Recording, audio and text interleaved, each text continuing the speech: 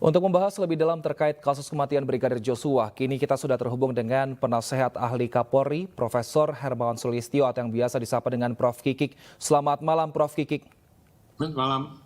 Baik, Prof. Sebenarnya ini problem polisi ini lebih pada level manajemen atau kultur di atas, menengah atau bawah ini, Prof. Sehingga banyak melibatkan anggota kepolisian dari berbagai level. Enggak, kalau melibatkan apalagi sampai disebut mafia itu sulit ya. Kenapa sulit?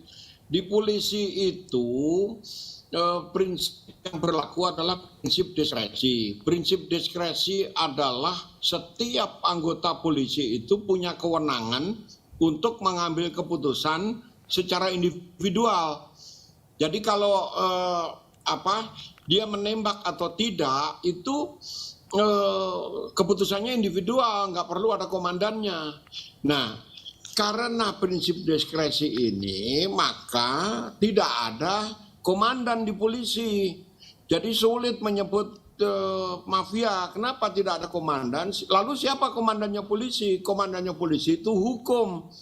Dengan prinsip seperti ini, pernah dua kabar reskrim aktif bintang 3 ditangkap, diproses dan dihukum. Bintang 3. Nah kalau asumsi ada mafia yang seperti itu, kabar reskrimnya kan tinggal merintahin aja ke bawah, nggak bisa karena ada prinsip diskresi. Nah prinsip diskresi ini juga termasuk ada perkap anggota itu harus menolak perintah atasan kalau perintahnya itu dinilai melanggar hukum. Disuruh nembak sesama anggota kan pasti melanggar hukum. Nah, tetapi prinsip diskresi ini disalahgunakan karena apa? Karena yang menggunakan kewenangan itu adalah pelakunya. Jadi prinsip diskresi ini seharusnya kan begitu kejadian ada proses olah TKP, olah TKP itu oleh penyidik. Penyidik itu tidak bisa diintervensi, termasuk oleh Propam. Jadi Propam itu nggak punya hak untuk menyidik gitu loh. Nah, kan orang nggak tahu karena apa yang terjadi, diam-diam dilakukan, dibersihkan segala macam gitu. Nah, ketika kemudian keluar ke publik, lalu dilakukan tindakan remedial. Yang menjadi masalah, pertanyaannya lalu, kenapa Kapolri sama pejabat-pejabat yang lain tidak melakukan tindakan? Melakukan karena prinsip diskresi itu tadi, kewenangan itu di tingkat penyidik. Nah, pada saat itulah dibuat framing cerita. Nah, yang bikin skenario tentang ceritanya begini begitu itu sekarang kan lagi diperiksa. Baik. Itu penasihat Kapolri itu. Baik, Prof. Tapi kan ini yang membuat skenario adalah Irjen Verdi Sambo, sedangkan yang menembak diduga adalah Baradae. Mengapa tidak Irjen Verdi Sambo saja yang langsung menembak Brigadir J? Mengapa harus menyuruh bawahannya? Iya, kalau dia yang menembak ya pasti ketahuan kan gitu. Nah, kenapa catatannya aja ada dugaan yang sangat kuat bahwa Sambo ini tidak sendiri, orangnya ngaku bersama salah seorang penasihat ahli Kapolri yang ke teman kita waktu itu. Tapi kita nggak tahu, tidak ada keputusan, kawan-kawan malah marah, akhirnya dikeluarkan dari penasihat ahli. Itu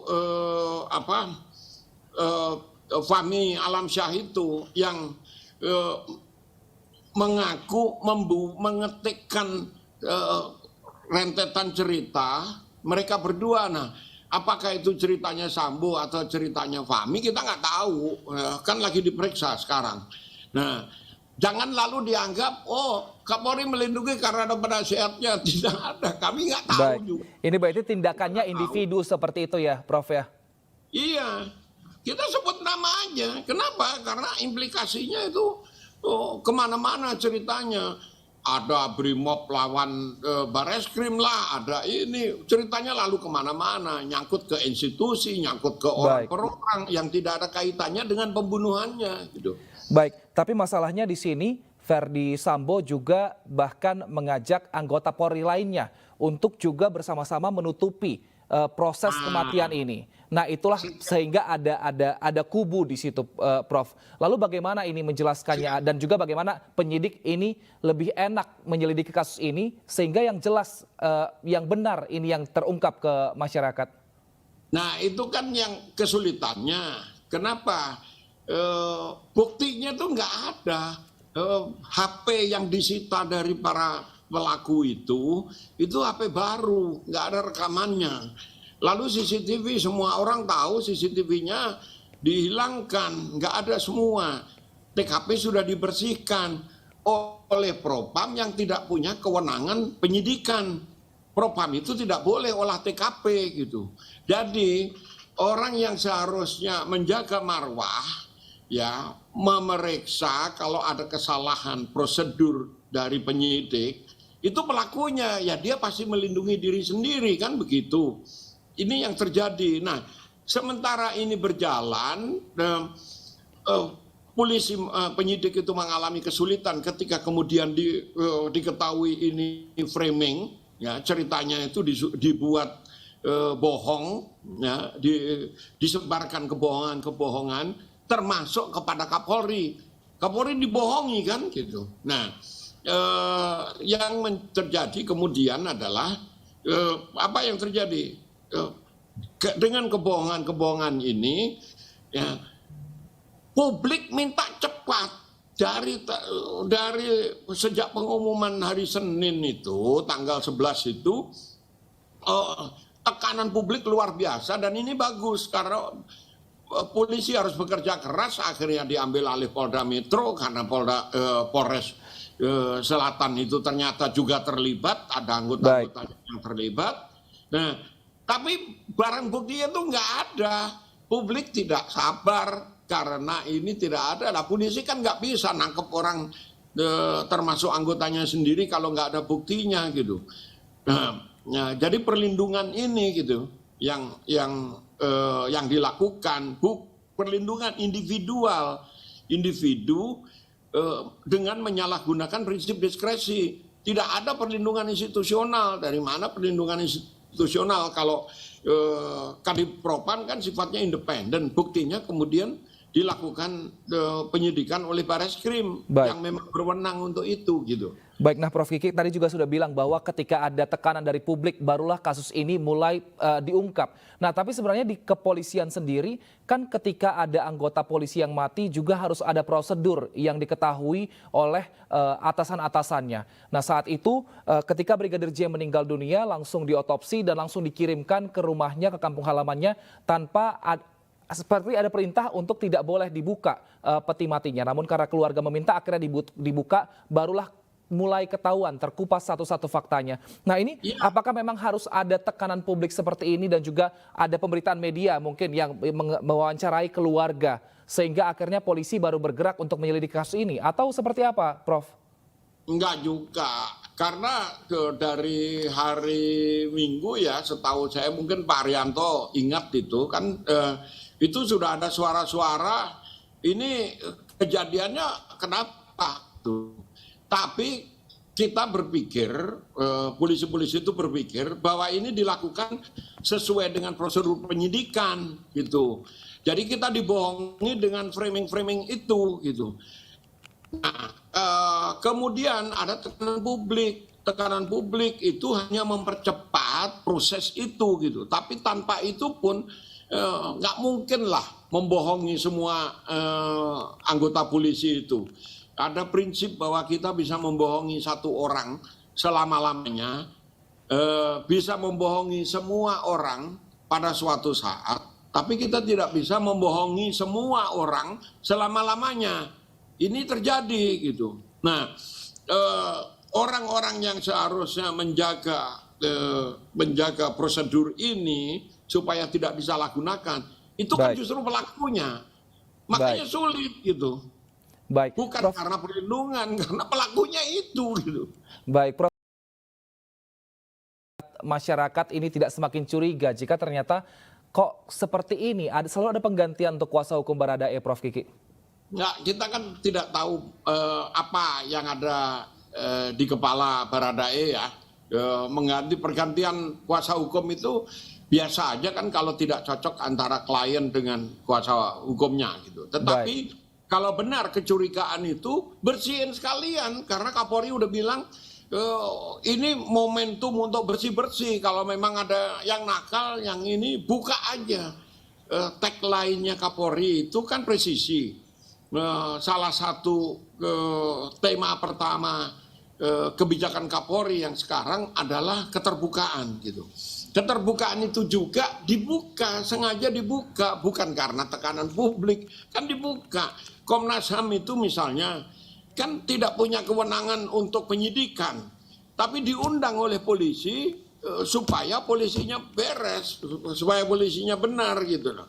Ini kan proses yang belum selesai gitu. Jangan dianggap semua polisi malaikat, tapi juga jangan dianggap semua polisi brengsek kayak setan gitu. Ya, ini momentum yang sangat baik kalau bagi saya, termasuk tadi kalau betul pernyataan itu, pencabutan itu ada kaitannya dengan polisi-polisi yang brengsek, sebut aja. Nanti Eliezer kan dikasih jaminan dengan kewenangan yang lebih tinggi, sebut aja siapa polisinya yang menekan, siapa yang mancing-mancing, siapa yang ngasih uang segala macam kayak gitu. Baik.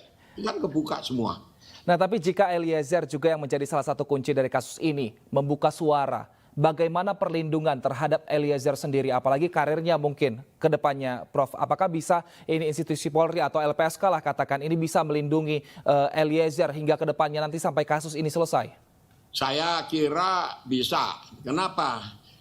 Katakanlah ada oknumnya yang mau dibayar atau takut karena diperintah lalu membunuh Eliezer gitu. Dia akan tahu bahwa ancaman hukumannya hukuman mati buat pelaku itu. Jadi saya kira dengan penerapan dan penangkapan yang sudah dilakukan sekarang ini, 3 jenderal loh ditangkap itu tidak bisa melindungi kok. Jadi apa yang akan dijanjikan bagi orang yang calon, katakanlah calon pembunuh berikutnya gitu, pasti takut lah. Kenapa? Ancamannya hukuman mati soalnya. Ancamannya hukuman mati. Tapi jika bersih-bersih Polri ini dalam institusi Polri dilakukan, bagaimana nanti kemudian citra polisi di masyarakat? Apakah ini juga tidak menjadi membuat kepolisian kita was-was karena ternyata di dalam institusi Polri sendiri banyak ternyata yang bermain seperti itu, Prof? Saya kira orang masyarakat akan senang. Yang tidak senang adalah orang-orang yang punya kepentingan kalau polisinya diacak-acak. Sekarang aja kan semua orang mengambil keuntungan nih dalam situasi kayak gini. Orang politik udah ngomong politik, orang malah pejabat ngomong tentang tentang motif yang sifatnya sangat sensitif, itu ya nggak usah diomongin di ruang publik gitu loh. Semua nyari panggung. Kalau hanya sekedar nyari panggung itu tidak masalah. Yang terjadi adalah mencari panggung tapi mencari peluang untuk kepentingan setiap pihak gitu, dikaitkan ke sana ke sini segala macam, terjadi perang. Jadi kesulitan dari kasus Sambo ini adalah melokalisir, bongkar dulu lah pembunuhannya. Pembunuhannya ini bongkar dulu, yang lain-lain itu jangan diributin sekarang. Kalau persepsi publik seperti itu, maka cara kita membantu polisi supaya menjadi bersih, menjadi institusi yang terhormat dan dibutuhkan oleh negara ini bisa berlangsung lebih cepat gitu. Tapi kalau semua orang nyari panggung, semua ngomong merasa hebat, saya lihat setiap orang ngomong ada panggung baru, lalu ada pasti ada yang bermain juga. Kalau misalnya saya berkepentingan dengan image tertentu, lalu saya punya duit, saya tebar duit. Nah, itu yang terjadi. Lalu ada orang-orang yang menangguk seperti kasus Fahmi itu. Dia terang-terangan terbuka kok ngomong dia yang menyusunkan rangkaian peristiwanya yang ternyata bohong.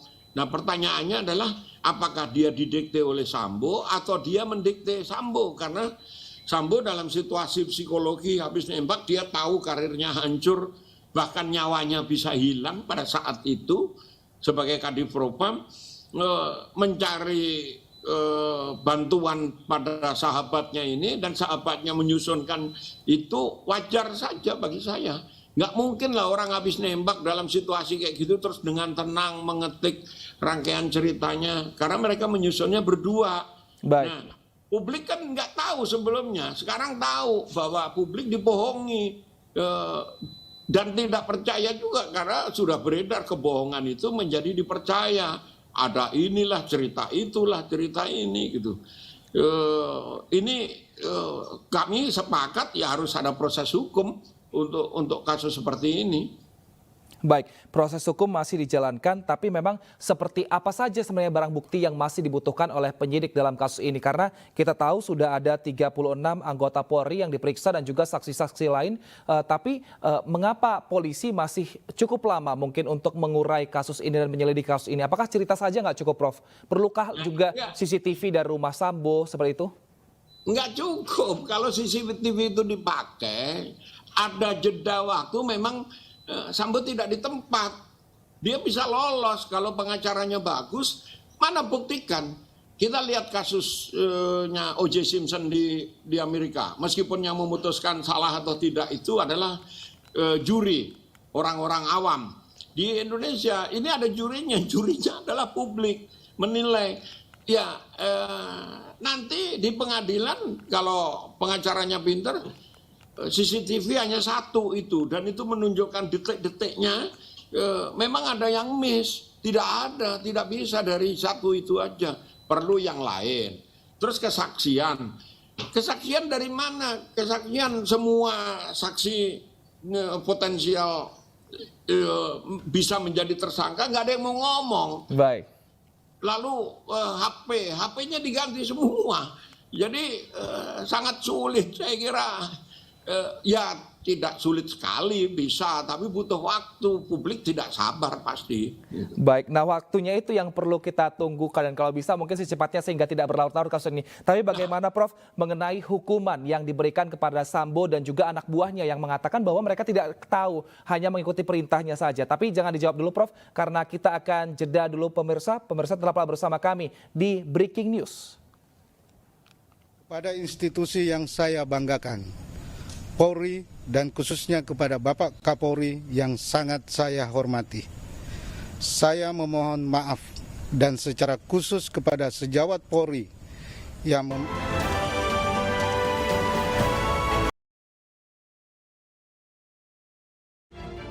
Lantas publik bertanya, mungkinkah ancaman pidana tertinggi terhadap mantan jenderal yakni hukuman mati bisa terjadi? Hal tersebut memang masih harus dibuktikan nanti di persidangan. Namun Menko Polhukam Mahfud MD sudah memberikan warning bahwa Ferdy Sambo harus dihukum seberat-beratnya, bahkan bila dihukum di bawah 15 tahun menjadi tidak adil. Selain Sambo, polisi telah menetapkan 3 tersangka lain yakni Baradae, Brigadir RR, dan KM yang memiliki peran masing-masing dalam kasus pembunuhan Brigadir Joshua. Tersangka Baradae berperan menembak Brigadir Joshua atas perintah Ferdy Sambo, sementara Bribka RR dan KM dilaporkan turut membantu dan menyaksikan penembakan terhadap Joshua. Keempatnya dijerat pasal 340 subsidiar, pasal 338 JO, pasal 55 dan 56 KUHP dengan ancaman maksimal hukuman mati. Penetapan Irjen Ferdy Sambo sebagai tersangka kasus pembunuhan berencana dengan hukuman maksimal hukuman mati menjadikan Ferdy Sambo sebagai jenderal polisi pertama yang terancam hukuman mati. Kita masih terhubung dengan penasehat ahli Kapolri Prof Hermawan Sulistyo atau Prof Kiki. Prof Kiki, ini diminta hukumannya hukuman terberat, bahkan dibilang jika di bawah 15 tahun tidak adil. Tepatkah nanti ancaman hukuman yang diberikan oleh jaksa nanti jika sudah masuk dalam persidangan? Ini Mahfud itu menteri loh. Ya ini udah intervensi terhadap peradilan yang belum dilakukan malah. Jadi biarkan aja proses ini, nanti kambing hitamnya polisi lagi. Kenapa? Masih ada proses konstruksi hukum dari jaksa penuntut umum, ya kan, dari jaksa. Lalu setelah itu ada proses peradilan, ada proses pengadilan, ada hakim di sana yang memutuskan gitu. Masih panjang, tapi yang disalahin tetap aja nanti polisinya gitu. Karena memang paling gampang menyudutkan polisi, dan cilakanya ada alasan untuk menyudutkan polisi itu gitu. Nah, itu satu. Yang kedua, kalau hukuman kan tergantung pada bukti-bukti yang bisa didapatkan. Tadi saya sudah saya sebut, bukti-bukti fisiknya itu sangat kurang, lemah, masih lemah lah. Kalau sampai ke hukuman mati, kesaksiannya baru sebagian, kesaksian saja kan tidak cukup. Kalau ada satu lagi, ketemu lagi, ada CCTV atau ada HP yang masa sih 31 orang yang ditangkap itu HP-nya semua HP baru, HP lamanya nggak bisa diselidiki gitu. Nah, bisa juga dicari kalau ada komunikasi dengan WhatsApp misalnya, tapi harus minta izin ke Amerika, itu butuh 6-8 minggu kan gitu. Nah, kalau semua bukti ada, ya hukuman mati saya kira nggak ada urusannya dengan jenderal. Kan jenderal dia sudah diberhentikan, nanti ada sidang profesi, sidang kode etik, bisa hukumannya pasti pemecatan. Kalau ancaman hukuman 5 tahun itu PTDH, pemberhentian tidak dengan hormat. Nah, yang lain terlibat apa tidak? Keterlibatannya ada derajatnya, ada berbeda-beda gitu. Mahfud nggak bisa ngomong begitu saja gitu. Nanti kesulitan jaksanya sama hakimnya.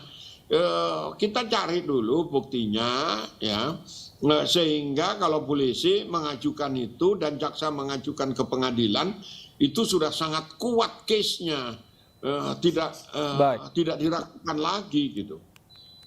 Baik, kita nantikan semoga pihak kepolisian dan juga penyidik ini bisa segera mengumpulkan barang bukti dan juga menemukan titik terang dari kasus ini sehingga tidak berlama-lama dan masyarakat juga tidak membuat skenario yang tidak sesuai fakta. Terima kasih Prof. Hermawan telah bergabung bersama kami di Breaking News. Sehat selalu, Prof.